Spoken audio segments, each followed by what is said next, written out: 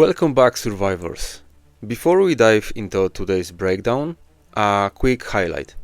This week, 2 special episodes dropped on the channel, a unique mini audiobook series written and produced by me. If you haven't checked them out yet, there's something completely different from my usual guides and definitely worth your time after this video. Now let's move into today's main topic, a tactical analysis of a control style March build tested against significantly stronger opponents in the Storm Arena event. And for this breakdown, I selected battles against 2 top tier players, Ruby and Lion, commanders whose March power clearly surpasses mine. My 3 Marches combined reach 1.56 billion power, while the rivals featured in this analysis sit at 1.75 and 1.7 billion respectively. These are not random opponents.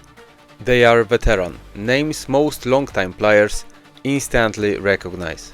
Today we will start with the fight against Lion, and in the next episode we will dissect the encounters versus Ruby. At the first glance, Lion should win this matchup easily. He has noticeable higher morale and deals nearly 16% more damage across Behemoth, Heroes and Air formation. On paper, that's a decisive statistical advantage, and yet, in a full 300k versus 300k engagement, he wants only 9,000 of my troops. That result alone tells us something important.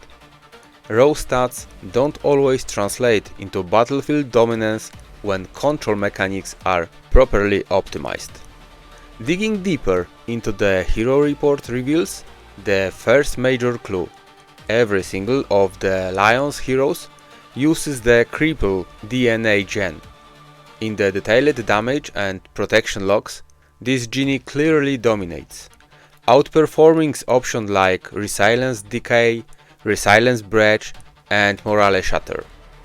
That observation immediately highlights one of my own improvements areas. I need to invest more heavily into optimizing my heroes' DNA skill sets. When one gene consistently appears at the top of combat metrics, that's not coincidence, that's efficiency.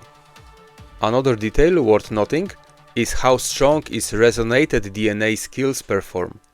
Abilities like power suppression and energy overflow produce significantly higher values than those on my side, even though those skills are theoretically designed for heroes like mine.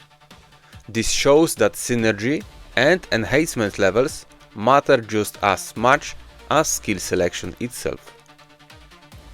Now let's talk about Tempest Arms, because this section is especially interesting for many players.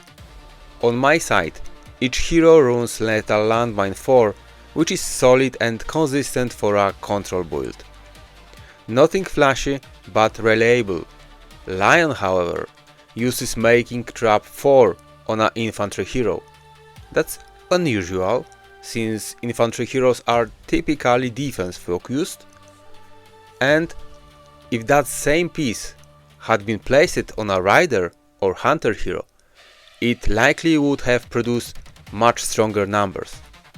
His rider hero uses Rising Valor, which is notable because if he had watched my previous guides, he would know that this Tempest skill has largely fallen out of prevalence for control builds.